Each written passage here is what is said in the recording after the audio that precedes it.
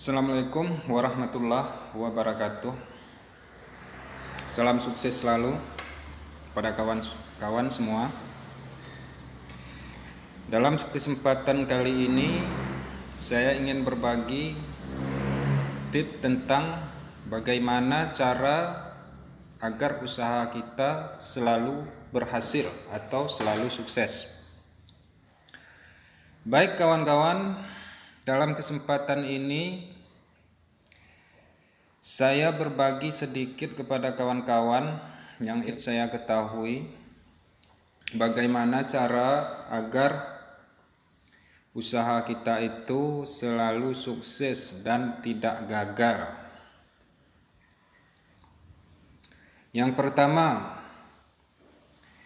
kita harus tinjau lingkungan di sekitar kita. Baru kita harus memikirkan apa kira-kira usaha yang menghasilkan di sekitaran lingkungan kita.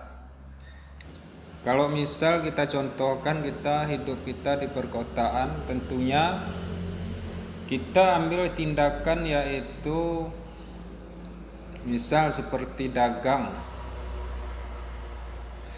Di dalam berdagang itu kita harus pantau apa kebutuhan di sekitar lingkungan kita tersebut. Maka itulah kita pelajari ilmunya.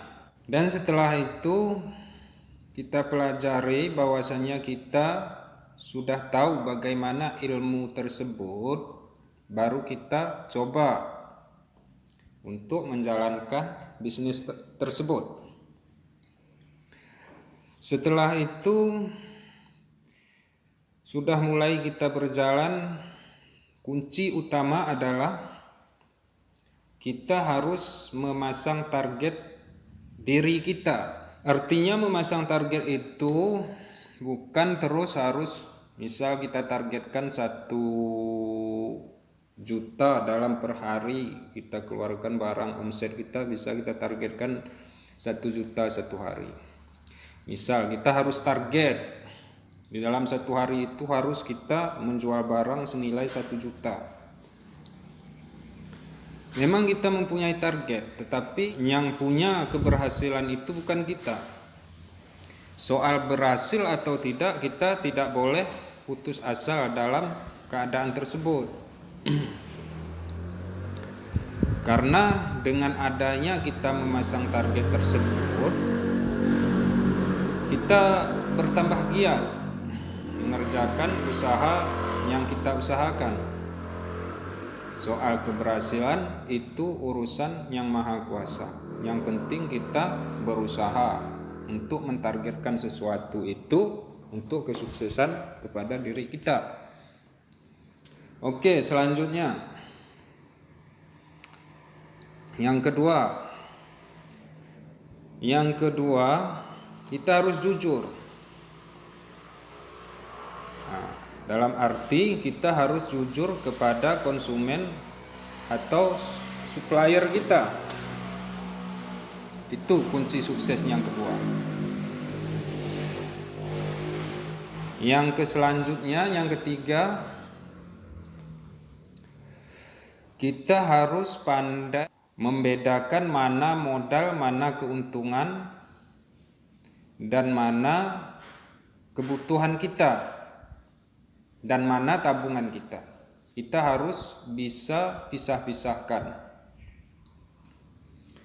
Setelah usaha tersebut tercapai, kita harus misal omset kita dalam 1 hari ini 1 juta. Ini misal hasil penjualan.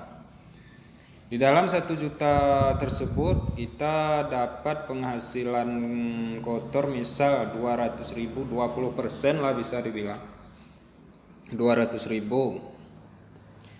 Jadi pengeluaran biaya untuk biaya keseharian kita dan keluarga kita harus pisahkan terlebih dahulu.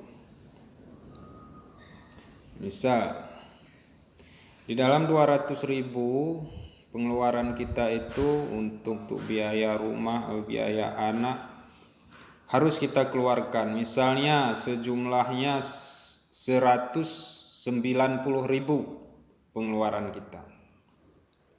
Berarti yang 10.000 kita nggak boleh masukkan itu ke dalam modal, harus kita masukkan ke dalam tabung.